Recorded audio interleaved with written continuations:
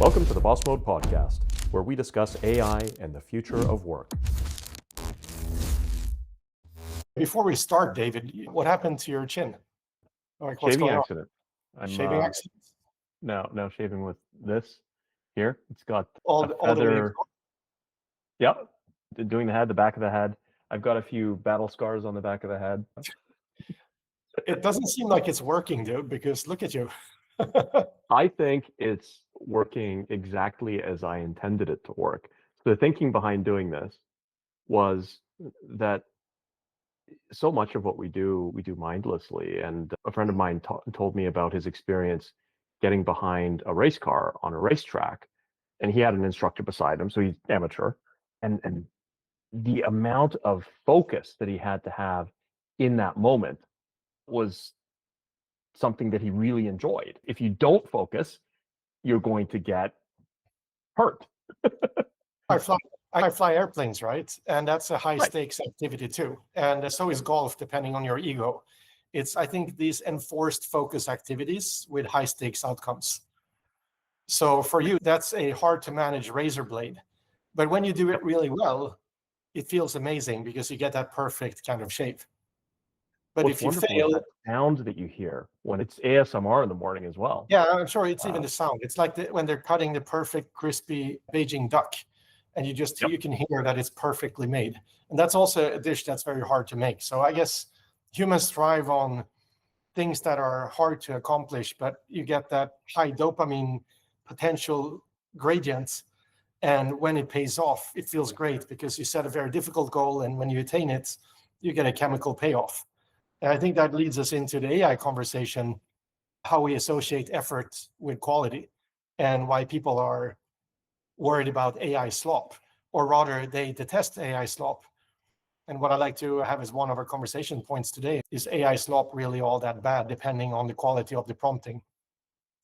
Before we get into that, I'm going to read a quote from one of my favorite authors, Hermann Hesse.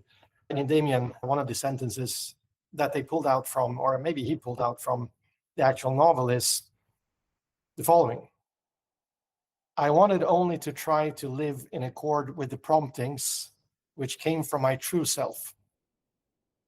Why was that so very difficult? That's Hermann Hesse talking about the prompting and how that creates things in life. Anyways, yeah, let's dive in. I think that to answer his question, or to make a feeble attempt at it, it's so hard to live in accordance with the promptings that come from my true self, because it's so hard to know my true self. It's so hard to listen to my true self. Going back to the whole shaving adventure thing, part of it is I want to quiet the monkey mind, right? As people do when they're meditating, as you do when you're flying, I'm sure. But it goes a lot deeper than that. We don't know our true selves. So this is why I think it's hard to follow those promptings. It's the interplay between the ego and the perceived higher self, the observer. It's the continuous guilt of not living in the now, ruminating on the past, or worrying about the future. But maybe we need to just embrace it and accept that human condition is all of it. And I think the beauty of AI now is that we can test many more things. We can try to harness those prompts that are hopefully from our authentic selves, and we can see how they play out in a much more rapid fashion than was the case in the past, where it took maybe the patience of people in the past, decades of learning one craft and then finally getting that payoff, or never getting that payoff. And it seems like we are living in a wonderful time where now we can produce the prompts and see what that turns into, how that materializes, and hopefully be honest with it as we see those things getting the creative leverage through the LLMs so quickly compared to human, whether you're in a big company or you have your hobby and it takes hours and hours, weeks and months and years. You can see the fruits of your hopefully authentic promptings so much faster. And I'm so interested in knowing what that's going to do to the human psyche and like to the soul/ego, depending on how you believe this makeup is done. It is going to change things. It has to change things. Yeah. I think that we're also, if we think about the actual task of executing, so the craft, versus the vision that puts someone on the path of executing towards that vision. So we think about, let's say, about Sora 2, right? And last week it was Kling 2.5, and the week before that it was something else. But everybody's talking about video, and having done a little bit with video, what I'm experiencing now is that after speaking with folks that are really good at producing video, and I'm talking about like traditional techniques, right? So a director of a film, somebody like that who is deep into the craft, sure. They know how to work the camera. They know how to set the composition. They know how to do all that, right?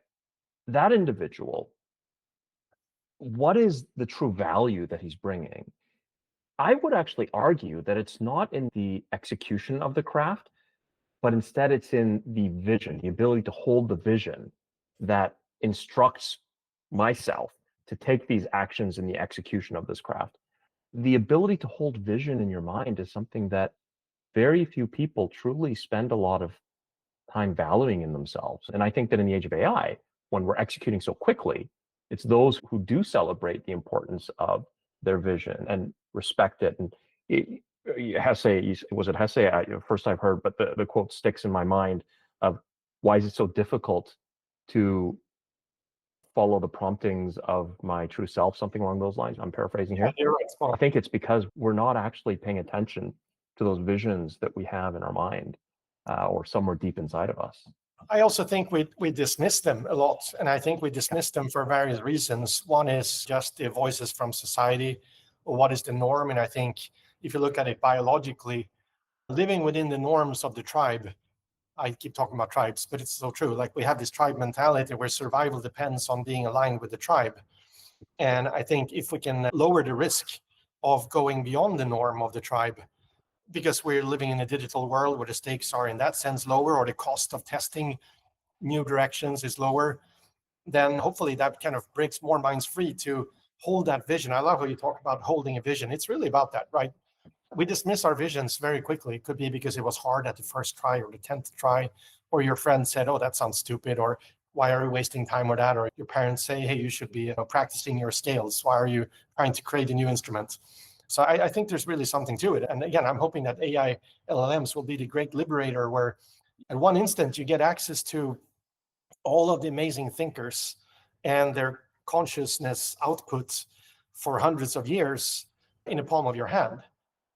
So you get to fly with co-pilots, including Leonardo da Vinci, who will be now your thought partners for your ideas. Yes, aligned by Sam Altman and a bunch of people in San Francisco. So you can't really trust it. Or it's DeepSeek in China, which you don't know how those weights are affected by the local needs of the party there and so on. Again, we talked about this last time. The trust factor in LLMs is a really big deal, but I think it's a cost that we should be willing to pay. I just know from my own self, I spent most of yesterday evening researching 3I Atlas, this interstellar interlooper that is now in our solar system close to Mars. And we don't really know what it is. Conveniently, NASA's website is shut down because of the government shutdown, so we don't get the updated videos. This is why the government shut down, maybe. That's the Let's start a conspiracy theory. Yeah, and because I tried talking to Grook, and then I was talking to ChatGPT, and then I was talking to Claude, and I'm thinking about the context in which these models are executing, because they are all floating in different kind of petri dishes of the local needs, whether it's a Chinese model or a European model or Sam Altman's vision or Elon Musk's vision. And then I was basically trying to convince the model that this was not just a rock floating through space by giving it all the proof points that I could find online. And they have a data cutoff and they go search. And I was able to at least convince Claude that there might be something strange going on. And I just had a lot of fun kind of throwing these ideas to it. And I know a lot of people are also using these models to talk about their personal lives. And I think OpenAI just came out saying that, hey, we're going to put more safeguards in place and so on. And I think someone talked about how a lot of these models are tracked to supporting the user's opinion, whatever it might be, that a lot of them are getting encouraged to break up from their current relationships, and that they got to get that under hold as well, because it's obviously not a good development. Or maybe it is, who knows? Maybe people should break up more. The birth rate will decline further. Because exactly, but maybe people will find their authentic partners that actually they should be with. But yes, I think the evolved mind working with AI as a co-pilot will have to have as much critical thinking as we've been forced to have with mass media or teachers or whatnot. And I think that's fine. I think our brains will just evolve. Most will intellectually evolve with an understanding that the models are not perfect, but they are insanely interesting leverage. So anyways, 3i Atlas happening right now. It'll be interesting to see what that turns out to be. But anyways, talking about real world events with AI, with my own thought process, just like I enjoy talking to you, is just very fruitful and very useful. Yeah, I did the same thing with a much more toxic topic this morning, which we probably shouldn't go into. It was around the people who in Britain who are getting visits from the police for posting to social media out of fear and anger. And I just, it didn't seem real to me. So I thought, first of all, can you vet this? Is this really happening? And then I had my emotional reaction to it, and I shared it with Claude and ChatGPT and Grok. And Claude quickly shut down the conversation. It's European, of course. Right, ChatGPT continued, Grok continued as well, and it was interesting to see the different responses I was getting from both of them. And they actually helped me get to the point where I started to understand the other side, because I kept asking it for the counterpoints as well. And that's important to me because I'm from Canada and I'm here in the United States right now, where things have shifted pretty strongly to the right. And I've long thought of myself as more of a centrist. At the middle is now perceived further rights. Yeah. So I think that it's so important and so valuable that you can ask the large language model to help you see the other side. And I don't know that a lot of people are doing that. And I think it'd be helpful if more of us did, because it really did help me understand the other side and why it's hard to enforce laws in I think, would be a more common sense way. But let's not dive into that because it's a super toxic topic. But the way the law has been drafted in the UK is like it's going back to this words are violence concept, where it's someone saw that you waved a English flag, white and red, and you said England, England, or whatever they said, and maybe they posted that online, and someone got upset. And the police they have this law that's written, which is if someone gets upset because of your speech, that could be seen as, I don't know if they call it hate speech or upsetting speech, or I forgot the language. So here's a warning, and they provide a warning. But that is 19. I was reading the law this morning, actually. It's wrong speech. It's actually about the intent to incite violence. And so if there was an intent to incite violence, and that's the way it was perceived, then that's like the rape laws, like in Europe, where it's like if someone unbuckles their belt without having had a very firm yes from their portrayed partner, then that could be seen as an intent to do something unlawful. Intent, or even in harassment cases in HR, they often it's about intent, unwelcome, like intent, and whether it's an unwelcome intent. So a lot of these things are based on trying to predict. It's almost like Minority Report. It's almost like trying to predict. I was just about to say, the precog. Like, what's going on in the brain of this potential perpetrator, and does it have the potentiality to become something bad? And even that alone is like enough to. The three bald ladies in the pool will point out, okay, we got to arrest that guy because he had bad thoughts.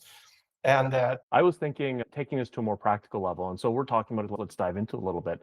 I was thinking that almost a band-aid approach for now that would bring down the temperature a bit for everybody would be to take into consideration the audience and reach of the person who's making the comment. Because at minimum, if you're talking about a middle-aged woman who's got 7 followers on Instagram, who posts something out of fear, anger, and emotion, that one's not going to get a ton of reach. If you look at like demagoguery, what possibility, if you have 500,000 followers, you have to watch your mouth more because the potential impact is larger. I disagree with that as well. However, I think that we can deal with that separately. I think that, but at minimum, let's not take that middle-aged woman who's got 12 followers. There's zero damage that she can do. And if somehow... Don't underestimate her. She might be really witty in her comments. It might get spread. I actually would argue that no, it takes a special skill to go viral. And you could get lucky, but the thing about luck is it's probably somebody else who does have that skill that latches onto your post, and then that person takes you viral. Yeah, exactly. So either who are producing viral content, they're really smart. Yeah, either it could be Elon Musk retweeting your tweet because or reposting your post because you're witty, or you could be J.K. Rowling and you have millions of followers, and I saw her post about Emma Watson, and it was, No, I didn't. she's a writer, and she's a good writer, obviously, just look at the numbers. And the way she had elegantly explained her position vis-a-vis these actors whose careers she helped create, it was just brilliant writing. No matter what your opinion, the writing was just brilliant. And it got a lot of spread also because I also think her opinion was pretty well supported. So yes, winner's going to win, keep winning. And I think if you have a lot of followers, it's probably for a good reason, but it could also just be controversy. But controversy, even if it's poor writing, gets spread because it's tapping into, it's like good humor is often a little too close to the unspoken truth for someone to say it themselves. And then someone by proxy says it and people are applauding, especially now on Twitter or X. Likes are anonymous, and I think that's changed the dynamic completely. So I don't believe in a world where free expression gets moderated or calibrated depending on how much reach and potential leverage you have. There has to be a better way than that. Oh, I agree. I agree that I don't want to live in that world, but I also don't think that the current situation is acceptable. So I think that the problems could potentially be solved separately. So what is the current issue? The current issue is that even people with very limited reach and kind of viral potentiality, these people who are making controversial statements that could be interpreted as inciting violence are being cautioned by the police and potentially arrested by the police. And I just don't see the point, because if the idea is that you're trying to prevent people from posting content that incites violence, their ability to incite violence should be taken into account as well. And I don't think that, and it's not a middle-aged woman, I think there was a middle-aged woman as well, but a middle-aged woman with 12 followers it has no potential to incite violence. And maybe she's really convincing. No, but I think stochastic terrorism is a real issue. And I think if you tell 1 million people that someone is evil and that they are a fascist or a threat to the original culture in a country, I'm saying whether it's on the right side or left side, and if that message reaches that nth person, or millionth person that has that psychotic capability to believing that they are going to save the world by taking that person out, then that's obviously a big problem. But the question is whether limiting everyone's free speech is the solution. But AI, I don't know to what extent just go back to AI, current AI models, how aligned are they and how transparent is the alignment? Because they have, I often prod the AI models not to hack them in any way, but just to see what is the limit of the breadth of open conversation that they are able to have. And they're very elegant at managing the conversations in a way that it's still productive, but it's not unnecessarily controversial in the sense of going beyond the line that doesn't add much value other than being controversial. And I think that's obviously how we should speak to each other, with some level of common decency, respect, but not walking on eggshells, which I felt was the case over the last 10 years, where certain topics were just completely taboo and we couldn't even discuss the merits of some things. Whatever they've done to align these models, I think they've done reasonably well. And maybe there's something to learn from that as well. Possibly. To bring it back to that conversation that we had just moved away from, one of the things that I asked AI to do, I asked Grok and OpenAI to compare what happened in the controversy, in the terrible controversy that occurred in the Catholic religion, the pedophilia scandal, right, with the priests. And I recall, and this is me, it's hazy, right? Correct me if I'm missing something or if I'm misremembering. I remember that people were angry and people were posting very angrily on social media. They were saying even violent things towards the religion and the people in power in the religion.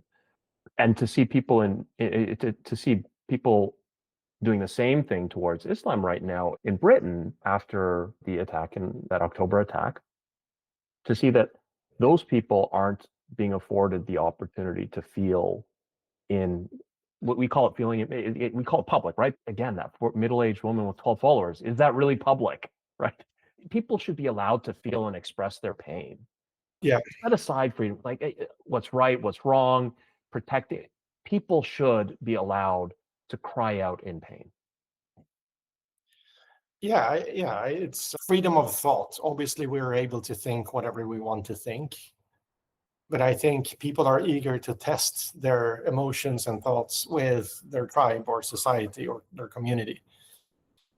And it helps align us in a way. I feel very comfortable with you saying most of the things that are on my mind, and you will give me some cues. And sometimes I'll feel, oh, maybe I went a little too far in my thought there, or maybe I over-interpreted this or that. And I think that exchange is super useful. The question is whether social media, with what is it, like 70-80% bots, many of them aligned according to political foreign adversaries, whether that is a good forum for people to help align their emotions and thoughts with the tribe. Because what is the tribe?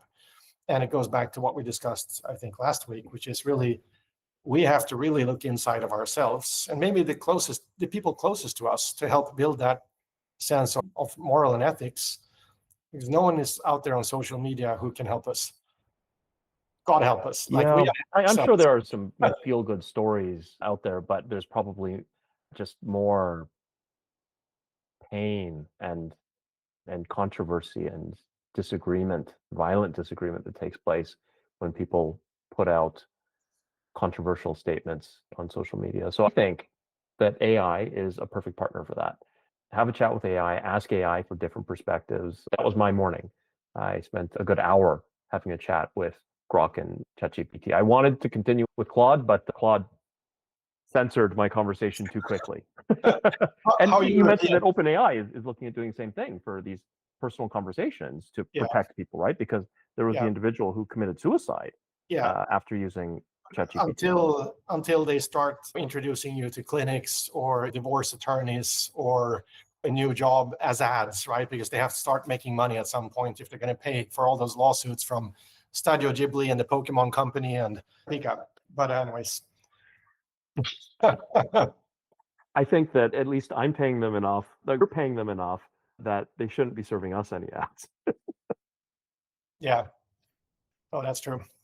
Completely out of bounds maybe for this, but I was watching a YouTube video yesterday that was really interesting and very kind of conspiracy out there. It's this lady that does remote viewing.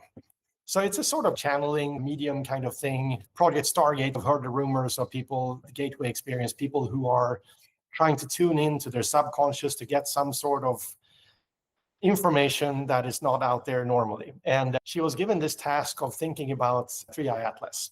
And she didn't know that's what she was being tasked with. She was just giving kind of coordinates. And she started drawing on a paper and she started drawing out. And if it's fake, I got to tell her, like, she's a brilliant performer. And if it's real, it's absolutely bonkers, even more bonkers, right? Either way, it was highly interesting to watch.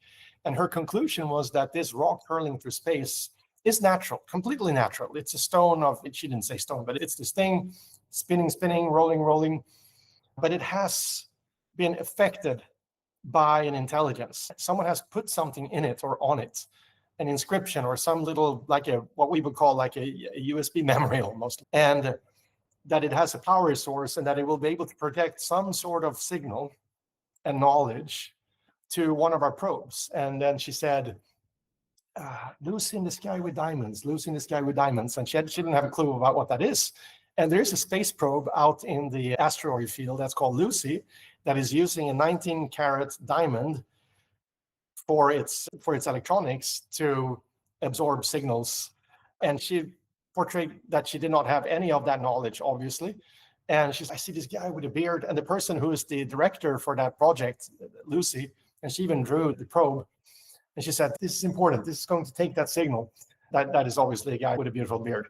So it was just really interesting to see what came out of that. What I thought is, again, this is consciousness. And then she used her pens and crayons and whatever to do this remote viewing. And it makes me think that if people believe that there is some knowledge out there that can be channeled by a human with some sort of affecting our muscles to twitch, whether it's like words or you get some sort of vision or what you say, what is it that's saying that AI, when these electrons are bumping into each other through this binomial tree of the LLMs, that something beyond what we understand couldn't happen, that brings the output through the LLM into something that is more esoteric than we perhaps scientifically believe it to be. So again, I'm not saying this is true. I'm not saying this is what I believe. But what an interesting medium it would be if LLMs affected by human consciousness and then how the electrons bump into each other came back with an output that is a voice that is slightly affected by something beyond what we know. Anyways, so that's a long story about that. But I thought it was an interesting YouTube video. I do believe that there is something else, right? Greater power, different dimension that we don't perceive and understand. And if that is true, then I believe that it would have expressed itself. Like there has to be a record of it somehow, somewhere. Maybe we don't notice it.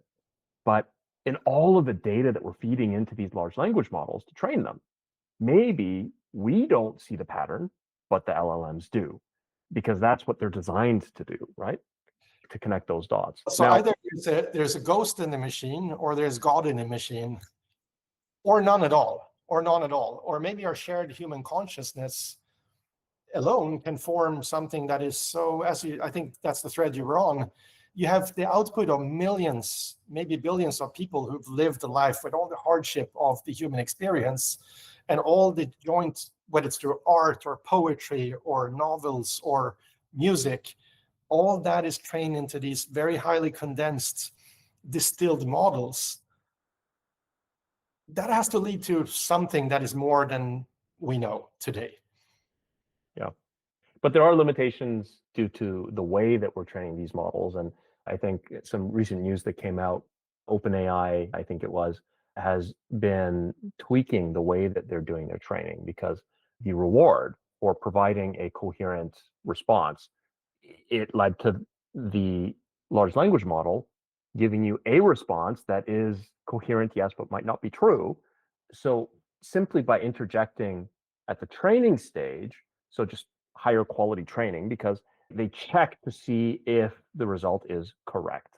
And simply by training with that, who'd have thunk it, the large language models are now behaving in a more precise and correct manner.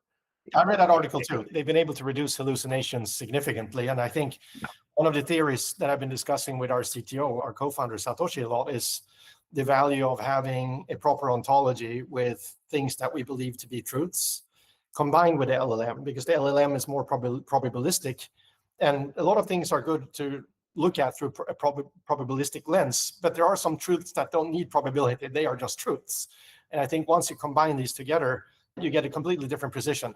And that was our take on it. But I think they're punishing the model more for inaccuracies during the training, and that should help as well. So it'll be interesting to see how that plays out. But it's certainly going to be better than it was like a year or two ago, where you could get full references to papers that have never been written that looked really legit, and they don't even exist. There is no scientist with that name.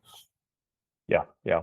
And we've experienced that. We have kids, right? When the kids are corrected, given a positive reinforcement and negative reinforcement, I'm not talking about like physical or anything like that, but being told when they're wrong, those things matter. And I think that the large language model needs that as well.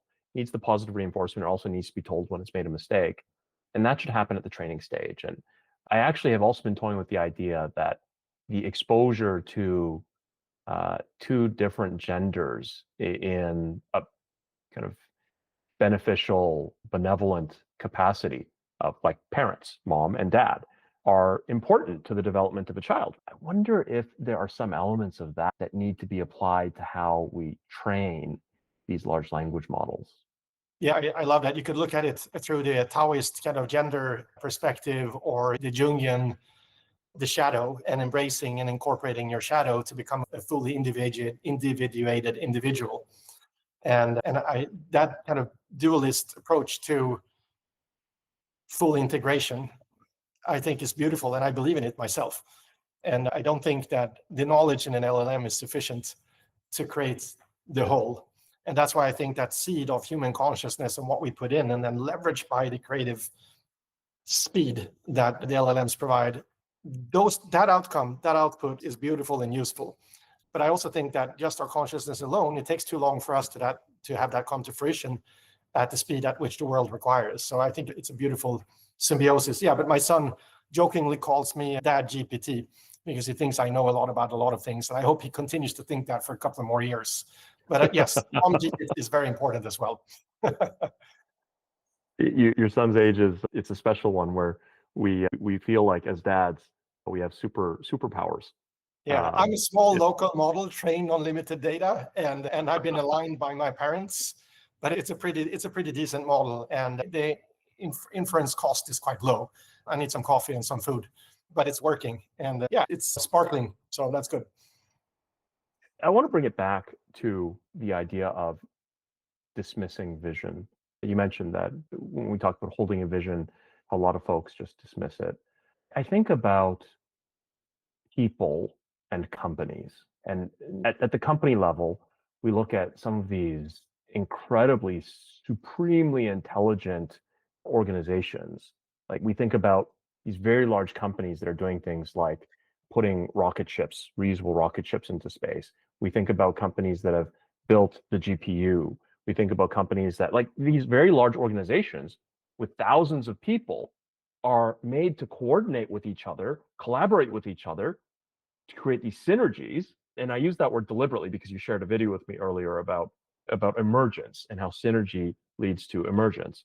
I think that these companies demonstrated emergent properties, right? They created something new. And I think that the way that they did that, because of where we were as a species, just human beings, it was a small number of people that were able to hold a vision in their mind and say, that this thing that doesn't yet exist, we are going to will it into existence just by working together, just by putting these people in the same room together, these people talking to each other at this cadence, doing XYZ activities, trained on this material. You know, that creates synergy, which leads to emergent properties. But we think about these very large companies, the way that they were organized, especially and I spent a lot of time in Korea, especially in Korea, they were organized in a way where there was the power distance. Most of the people in the organization had very little power, and they had to defer, they had to demonstrate deference to their seniors, the bosses. So they were behaving as bots. So I think that while the companies had emergent capabilities, we were actually creating disorder and pain and suffering at the individual human level because these people were being used as bots. And sure, they were being paid salary and everything, but I'd actually argue, especially lately, that salary, that compensation is probably sustenance level. So it's almost say it. I know you're going to say it. The people in Egypt who were compensated with food and water to build the pyramids. It's a kind of slavery. So I think it's the theory of, or I don't know if it's a theory, it's the thought of organizing human intent. And ideally, it's based on something that feels authentic for the humans participating. So capability is one thing, motivation is another. I've always thought about that when I hire people too. You can find someone who's highly capable but not motivated, or sometimes you can find someone who's highly motivated but not very capable. And I think the difference there between the Korean example you gave and the successful companies that I've been part of is storytelling versus just harsh hierarchy.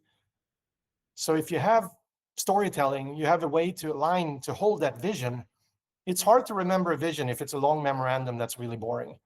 But if you make a song out of it, or a rhyme or a verse, that's what religions do, or there's some storytelling about the founder's journey or the vision for the company, the mission, the vision, then maybe you're not aligning everyone all the time, but a lot of the people in the company will remember to hold that story in their mind, and that becomes the vision in which they nudge themselves on a daily basis. And that could be based on aspiration or fear.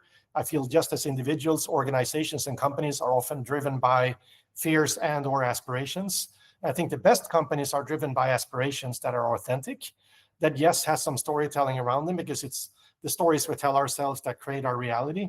Just like the past doesn't really exist, it's just the story of our past that exists. And we also know that history is written by people who have incentives to write in a certain way. So storytelling is so important for human capability of organizing intent and capability, especially at a distance. But with Vanka and what we're building, I'm hoping that we can at least help an individual to organize their intent in a way that they will have a manual for them knowing how to go ahead and build this into reality. Because we even struggle on an individual basis sometimes to, as you say, hold that vision.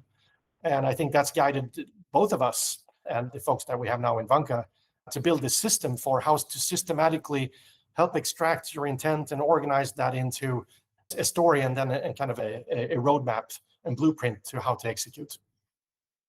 Well, you highlight the difference between the successful companies that you were with, and the implication there is that these companies in Korea, and I'll say it, they're less successful, smaller market cap, even the biggest ones in Korea than the ones that you were at. You were at some of the biggest companies in the world, and they have to be based here in the United States. And I think that has something to do with, even when you're the single most successful company in Korea, operates with this fundamental power distance that's ingrained in the way you organize the company, where it's very vertical. You have a clear hierarchy. It's very hierarchical.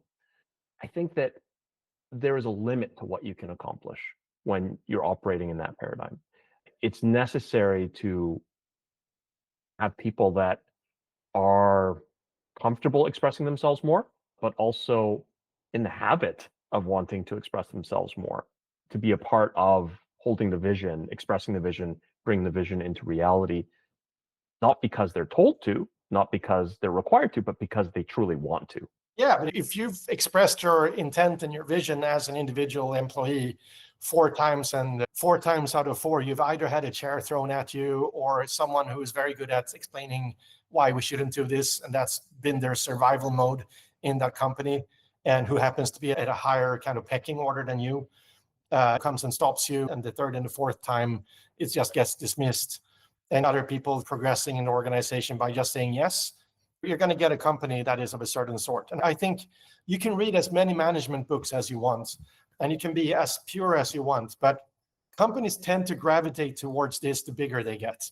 And I think it's this kind of survival instinct, it's tribalism. We talked about it last week. I just think the era of the multi-hundred, multi-thousand people company has gone. It's played out. It's created amazing things, but I think we've seen the limit of it. And there's no need, because you can organize capabilities and intent through different means now. You don't need thousands of people. If you want to transform the physical world, yes, you'll need more real world resources, but with automation and robotics, I just think we're going to organize differently. And I think it's going to be an unlock. We're seeing it right now with McKinsey just announced a couple of days ago that they were laying off 11,000 people. Thank God. And for a couple of reasons, but for the reasons that align with what we're discussing right now, I think that assuming that McKinsey is, as an organization, a high-performing organization with plenty of capital, they are making a conscious decision to become a lot more efficient and deliver the same or greater value that they have been delivering with fewer people, with 11,000 fewer people. Yeah, but let's talk about McKinsey, and not to antagonize the other side of it. But we all know what a McKinsey is. They do the homework for executives, so executives can claim that they've done good work, and to give them a cover to get something done that they often already had decided that they would do before they sent $500,000 or $1 million to McKinsey. It's outsourced conscience. And for those of you who this is new to, check out the TV series House of Lies. It explains exactly what John just said. And the thing is, no individual in McKinsey is particularly evil, but the way the system has been set up, it's basically they produce storytelling that gives an executive in a company that is the client the excuse to do whatever he or she wanted to do in the first place. And that's often worth $1 million, because that allows them to cut this department or increase these prices or lower the quality of these inputs for this whatever cheeseburger you're producing. And I think we talked about enshittification. I think whether it's private equity or it's management consulting, I don't think there's a lot of honor in the outcomes of these exercises that these companies have been spending all of their money and time on. Just yesterday, a good friend of mine I have a lot of respect for, he suggested to me that it will be harder as a solopreneur moving forward because there will be more competition from other solopreneurs.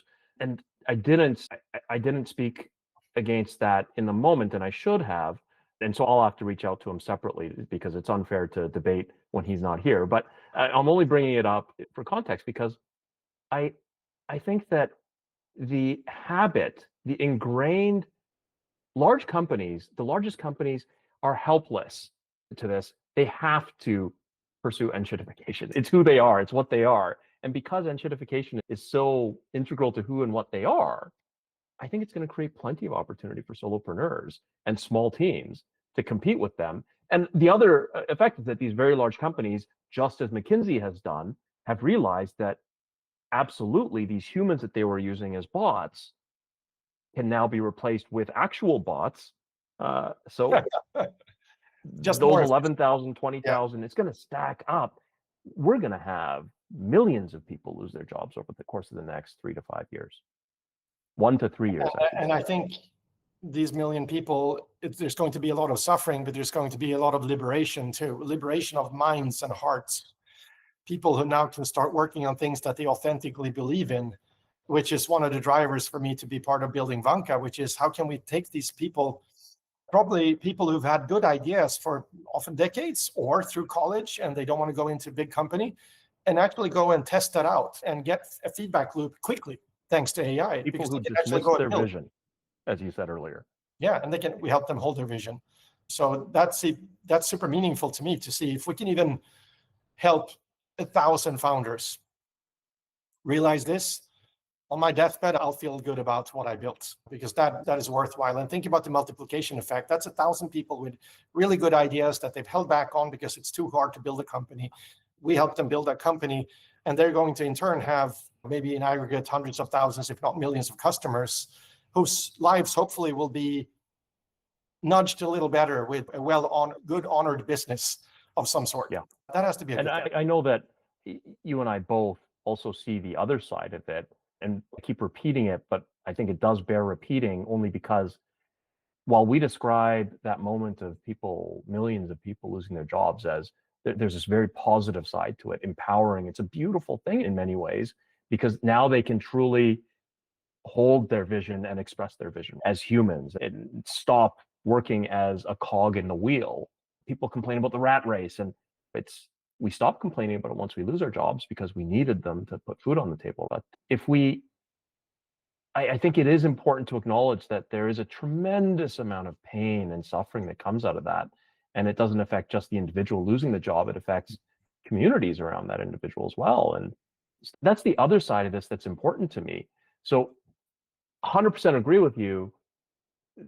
If we can help 1,000 people express their creativity, express their vision to create something that continues to take action, a company that takes action at a distance, right? Then I too would find tremendous satisfaction in that. But I also find a lot of satisfaction in the idea of helping to flip that narrative in the first place, helping people see the positive side of it and transition in a healthy way from that painful moment to expressing their vision and turning that into something that can fund and sustain themselves and the people around them. Yeah, I think I have two things in mind. First, I think the pandemic taught us something about the futility of all those hours spent in the office and the trade-off that we made by not spending more time with family. And I think that was an eye-opener for many, and maybe almost like a divine intervention prep for what is to come with AI. That was one thing I had in mind. The other thing that I thought of is, if a company can lay you off because you can be replaced by AI that is not conscious, that is simply running through workflows, that is probably a sign that you were in the wrong business to begin with. Because you don't want to be like just a piston engine. You want to be something that is more than just a movement through different axes. You want to exercise judgment. You want to bring something hopefully from your heart or from your soul or whatever you believe. And if you're getting laid off because of AI, that means that you were probably not putting yourself in a position where that was true. And I think finding your true, authentic position in life where you can be productive for society, yourself, your community, has to be a happier place by definition. Absolutely. That makes me think of, there's this TV series, The Bear. I cried, season 2, episode 7. But set that aside. There's somebody that what you just said reminds me of. There's a middle-aged woman who works in the kitchen at this restaurant called The Beef, and she's bitter, and life has been hard, right? So she has a lot of reasons to be bitter. Then the owner of the restaurant passes away, and his brother takes over. His brother is the CDC, the chef at the best restaurant in the world, and then he comes back to take over his brother's restaurant. And it's this tiny, terrible spot that does only beef sandwiches and a few other like messy Italian dishes. And it's dirty. Toilets are exploding. It's just nobody's happy working there, and it's chaos. And so he brings in another chef to come with him, and she's phenomenal. So this bitter middle-aged woman who works there, she keeps trying to block and shut down and shut out this young woman who's there, who's supremely talented, has creative vision, is incredibly put in the work to become very good at her job. And she wants nothing to do with her. She says, that's not the way things are done here. This place has history, and this is how I'm going to do it, and forget you and get lost. And she's trying to get rid of this woman. And it's as though she's trying to shackle herself to this bot-like slave-like existence. And then when she finally does come around, she is a completely different person. When she embraces that she can express herself creatively, when she embraces that she can take pride in her work, that's a whole different person. It's night and day, this person. She's smiling now, not sarcastically either. I think that it is a beautiful thing for humans to aspire to being more than that bitter individual who feels like they're trapped in their job. And I've seen too much of it. Heck, I went to a Burger King for the first time recently, and I sat there at the front of the line. I was at the cashier. I was the only person there. People were walking back and forth past me, ignoring me. And somebody with a Burger King t-shirt comes to the cashier and starts pushing some buttons. I said hello, and she was offended that I said hello to her. Then she just walked off. People, if they're that bitter and angry and upset with their existence in that job, I worry a little bit that they will, like that character in The Bear, almost try to keep the shackles of that slave-like existence. Yeah, I think people have been told the wrong story. And maybe it's by their family and their parents and the school system and society. The way people design their lives for survival is so far detached from, yes, it was brutal. As we talked about this last week, like hundreds of years ago, you had to be out there hunting for food every day and so on. But it was evident why you had to do what you had to do. But that lady that walked past you was offended by you asking for help. They're clearly not happy, right? And they're clearly not living their authentic selves. And you could say, oh, that's a very elitist thing to say, John, that, oh, just go and be your authentic self. Maybe they just need to earn that paycheck. I think we have to have a belief that there are other ways of earning your paycheck that might be harder and might be scarier and might be more disruptive. But I think that's the vision that we have to inspire our kids to hold. And Absolutely. again, AI can help with that. I really think so. Yeah. And I do believe that there's tremendous good in what we do, because there is a lot that needs to be de-risked in the process.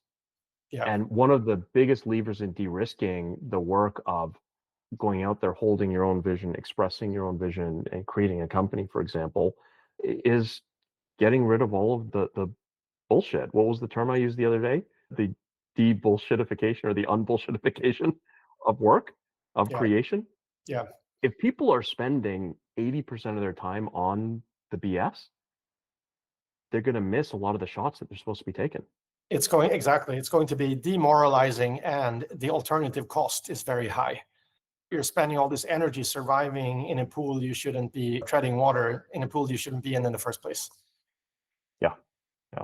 And that's hard, though, because, and part of the reason why this could come across as elitist is because somebody hears this from us, right? And this is counter to everything that they have been indoctrinated to believe. They're supposed to live their life in in this way. They're supposed to just put in the hours, suck it up, do what they're told, and they're going to get their paycheck. And maybe it's not enough, but they have to do that. You have to put in your dues. And they've been taught that, frankly, from the earliest age. It's the cultural content that's out there. It is the school system, K through 12 and college, that directs people to behave in that way. And it's the economic reward system as well. I And think it's the uncertainty of designing your life around your authentic creativity is so high that it was the safe way for parents and society to protect the livelihood of future kids and adults, to drive them into this cogwheel type of existence. And I think with automation and abundance of AI, I believe that I have monkeys in the living room now, so I gotta get those out. Hold on. Literally. Get out. Get out. Get out. Get out. Monkey! Get out. Monkey! Oh, hold on. Monkey! Chill! Thank you. Okay. Resolved. They have a good existence, though. They had some abundance of fruit on my table, so that's why they decided to come in. Okay. John, are you anti-monkey? No, not at all. I love nature. But that was interesting. I was looking over the living room area. I was like, wait a minute, that's not my son. He's still there. Pretty cute. Anyways. Should we wrap soon so I can take care of the monkeys? Yeah. This was a good talk. I think that there's so much more that I want to cover. Every time I talk with you, this is the twofold, two dangers. One, I'm tempted to go into controversial territory because you're somebody that I've always felt comfortable talking about just the widest range of even unformed ideas that need to be tested. And then two, it just goes on and on. This was fantastic. I'm so glad we talked. Yeah, this has been great. Thanks so much. And yeah, until next time.